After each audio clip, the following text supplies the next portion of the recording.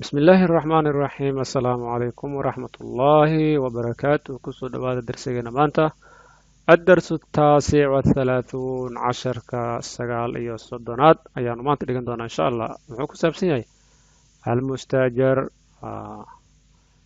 هل كان حضر كيسا قوري أيا يالا قفل إيو فرق أيانا قرب يالا مركا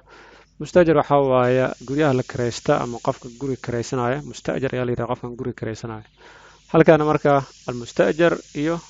almu'ajar kii kiraysanaya guriga iyo kii laga kiraynaya marka kan guri ayuu leeyahay waa mulkiile kanna waa guri kale ayuu raadinaya assalaamu calaykum wacalaykum assalaam waraxmatullah marxaba maada turiid wuxuu yidhi marxaban soo dhowow markii gurigaada qof uu kugu yimaada waa inaad soo dhoweysaa salaantaad ka qaadid marka marxaban soo dhowow buu yidhi maada turiid maxaad doonaysaa almustaajarkii baa hadlay marka ninkii guriga kirada doonaya uriidu waxaan doonaya yidhi shaqa shaqa waxaa la yidhaha garoofo marka halkan saad ayay noqotay laakiin daad ayaa laga min fadlika waaye min fadlika uriidu shaqa min fadlika adigoo raalle waxaan doonayaa ereyada jajilacsan sida min fadlika iyo xitaa luqadul way leedahay qofka macnaha ixtiraam ayaad siinaysaa markaad wax weydiisay fadlan magacaa camal qofka magacaa waad dhihi kartaa waa su-aal laakiinse fadlan magacaa haddaad tiraahid halkaas qofku wuxuu ka dareemayaa xushmad iyo macnaha inaad sharfaysid marka wuxuu yidhi waxaan doonayaa guri kira ah min fadlika adigoo mahadsan ama adigoo raalli ah ladayna shaqatun jamiil waxaan haynaa buu yidhi garoofa wanaagsan ayaan haynaa mustaajirkooda wuxuu yidhi kam qurfatan fi shaqa meeqa qol ay ka kooban tahay fi shaqati khamsu qurufin waxay ka koobantahay yidhi shan qol ay ka kooban tahay shan qol ay ka kooban tahay mustaajirka baa hadlay wuxuu yidhi fi ayi dowri shaqa macnaha garoofada ama dabaqa wuxuu leeyahay qayb qayb ayuu leeyahay dabaqa hoose dhexe sare haddii uu kasii badan yahayna waaba sidaas marka wuxuu yidhi qaybtay ku taallaa buu yidhi shaqada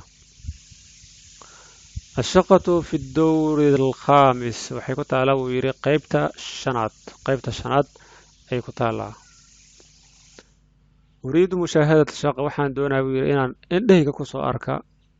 carruurtu waxay tirahdaa laysa alkhabaru kalmucaayana wax lagu sheegay iyo waxaad aragtay waa kala labo haddii maanta waxaadan weliga arkin lagaaga sheekay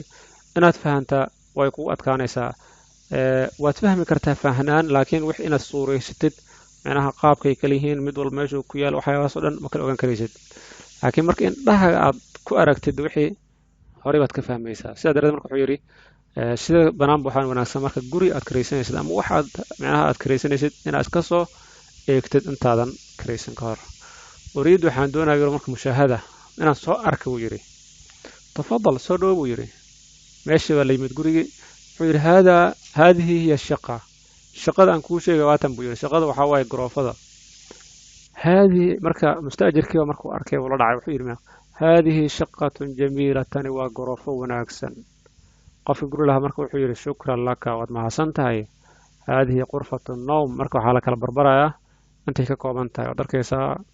haadihi tani haadaa qurfatu nowm waa qolka jiifka